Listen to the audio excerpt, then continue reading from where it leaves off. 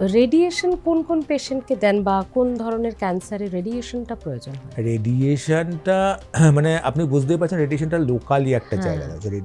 মানে সেটা কি পুড়িয়ে দেয়? হ্যাঁ, পুড়িয়ে দেয় মানে ধরুন একটা বাক্কাল মিউকোসা মানে হ্যাঁ। এখানকার একটা হ্যাঁ। সেটা সার্জারি হলো।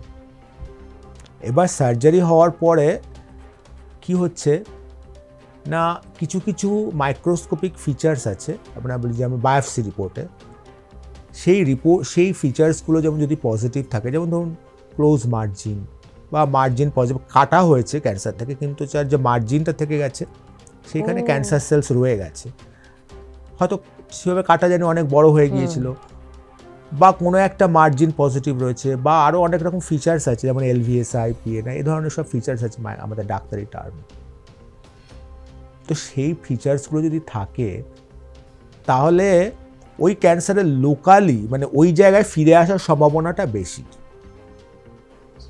এবং এটা একদিনে এই ইনফারেন্স বা এই কনক্লুশনে পৌঁছানো সম্ভব হয়নি।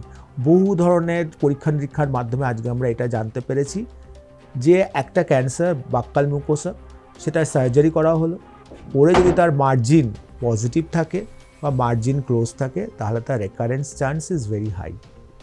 সেইটাকে আমরা যদি কমাতে চাই তাহলে আমাদের ওই লোকালি রেডিয়েশন দিতে হবে।